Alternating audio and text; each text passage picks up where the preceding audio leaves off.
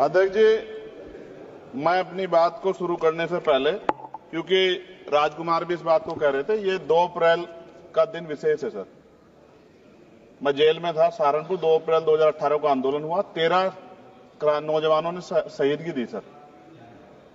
मैं उनको नमन करता हूं सर। और आज फिर 2 अप्रैल है, एक और शहीदगी की तैयारी लग रही। तो मैं उन क्रांतिकारियों को भी आज याद करता हूं जिन्होंने, मुस्लिम क्रांतिकारी जिन्होंने देश की आजादी में योगदान दिया। सर, अंदाजे जमाना कहता है कि मौजे हवा रुख बदलेंगी, अंगारों से गुलशन फूटेगा, शबनम से सरारे निकलेंगी। वक्फ संशोधन विधेयक 2024 संवैधानिक मूल्य एवं सांप्रदायिक सौहार्द के लिए गंभीर खतरा है। वक्फ संशोधन विधेयक 2024 संवैधानिक अधिकारों, विधिक सिद्धांतों और धार्मिक स्वतंत्रता पर गंभीर आघात है। विधेयक वक्फ प्रबंधन को कुशल और प्रभावी बनाने का दावा करता है, लेकिन इसके 44 संशोधन इन वादों को पूरा करने में असफल है। हमारा मानना है कि संशोधन से स्पष्टता, साक्ष्य और मूल कारण विश्लेषण का अभाव होगा। पूर्व संशोधनों का मूल्यांकन नहीं होगा, हितधारकों से परामर्श की पारदर्शिता नहीं होगी, मौलिक अधिकार का उल्लंघन होगा। Article 13, article 14, article 25, article 26, article 50, article 300 सर्वोच्च न्यायालय के निर्णय, स्थापित कानून और इस्लामी सिद्धांत और संविधान की भावना का उल्लंघन होगा। असत्य वादे बनाम वास्तविक प्रभाव, विधेयक सुधार और सशक्तिकरण का दावा करता है, लेकिन वास्तव में धार्मिक संपत्तियों के पुनः वर्गीकरण, जब्ती का प्रावधान संशोधन 39A, ऐतिहासिक मस्जिदों, कब्रिस्तानों को सरकारी संपत्ति घोषित करना, जिससे सांप्रदायिक तनाव पैदा हो सकता है। जिलाधिकारियों को अत्यधिक अधिकार प्राप्त करना, संशोधन 4B।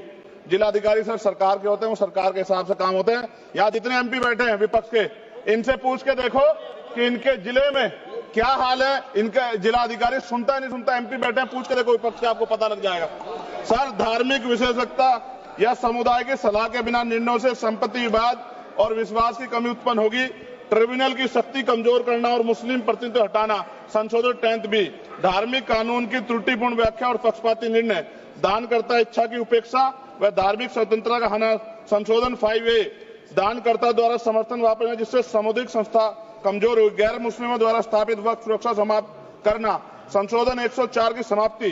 अंतर धार्मिक सौहार्द प्रभावित होगा सर। सदियों पुरानी धार्मिक संपत्तियों पर सीमा अधिनियम लागू करना, संशोधन 27B। कब्जा की गई संपत्तियों की स्थायी हानि, धार्मिक विषयों को दरकिनार कर वक्फ निर्धारण करना, संशोधन 6C। धार्मिक ज्ञान के अभाव में संपत्तियों गलत वर्गीकरण, पंजीकृत वक्फ घोषणाओं को अपराध घोषित करना, संशोधन 312। भय के माहौल में धार्मिक दान में गिरावट, मनमाने सर्वेक्षण को और वर्गीकरण की अनुमति देना, संशोधन 8A। धन्यवाद वकील साहब। सर, अभी पूरा दो जाने दो। सारी धाराएं पढ़ दोगे आप तो? सर, 2 मिनट में खत्म करूंगा और ये इंपॉर्टेंट है सर, मौका दीजिए सर। बिना जवाबदेही के बड़े पैमाने पर वक्फ संपत्तियों का पुनः वर्गीकरण, प्रशासनिक भ्रम और प्रभावशीलता को नुकसान पहुंचाना, संशोधन 12D। कानूनी विवादों और कुप्रबंधन को वक्फ बोर्डों की विश्वसनीयता का नुकसान, अस्पष्ट आधारों पर राज्य द्वारा वक्फ बोर्ड को भंग करने का अधिकार, संशोधन 3C। राज्य के व्यापक विरोध प्रदर्शन धार्मिक लक्ष्य का लक्ष्य, सार्वजनिक हित के नाम पर वक्फ प्रशासन पर पूर्ण नियंत्रण, संशोधन 37C2। व्यापक स्तर पर अशांति विरोध प्रदर्शन, कानून व्यवस्था गंभीर स्थिति। सर, सरकार के उद्देश्य से नजर आता है मुस्लिम समुदाय के योगदानों पर नियंत्रण स्थापित करना, मुसलमानों को उनकी वक्फ संपत्ति वंचित करना, वक्फ स्थापित करने का अधिकार प्रतिबंध लगाना, वक्फ वाकिफ और मुतवल्ली की इस्लामी परिवर्तन करना। इस विधेयक को वर्तमान रूप से स्वीकार करें और समावेशी परामर्श, कानून स्पष्टता, संवैधानिक धार्मिक सुरक्षा सुनिश्चित करें। सर, ये तो बिल पे था सर, क्योंकि आप कहते हैं बिल पे बोलना चाहिए 2 दिन नहीं, लेकिन सर मैं सुबह से सुन रहा हूं सर 2-3 चीजें बोलूंगा सर। जो विद्वान सरकार मुसलमानों की कितनी हितैषी है सर, कुछ कह रहे हैं क्या? जो विद्वान होता है वो बिल पे बोलता है सर। बस खत्म कर रहा हूं। सरकार कितनी हितैषी है सर? केंद्रीय मंत्रिमंडल में एक भी मुस्लिम मंत्री नहीं है। सच तो यह है कि अभी ईद पे नमाज पढ़ने के लिए भी नए नियम बनाए गए, और जो नमाज पढ़ रहे थे उनके पीछे पुलिस कर्मचारी लाठी ले खड़ा था, मैंने खुद देखा सर।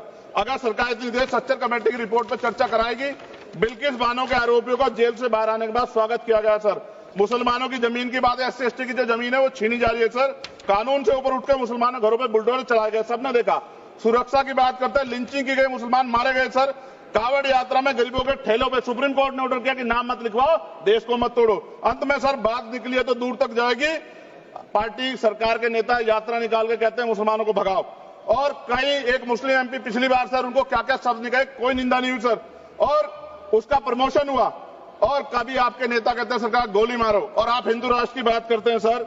मेरा यह कहना है सर, मैं इसका पुरजोर विरोध करता हूं और अपनी एक शायरी के साथ खत्म करूंगा। तो बहुत सुनी मैंने आज दोनों तरफ, जब तक ना बदले जालिम हुकूमत का मिजाज, एहतजाज एहतजाज एहतजाज, और ये तब तक रहेगा जब तक सर अपनी सरकार सोच नहीं होती। धन्यवाद सर।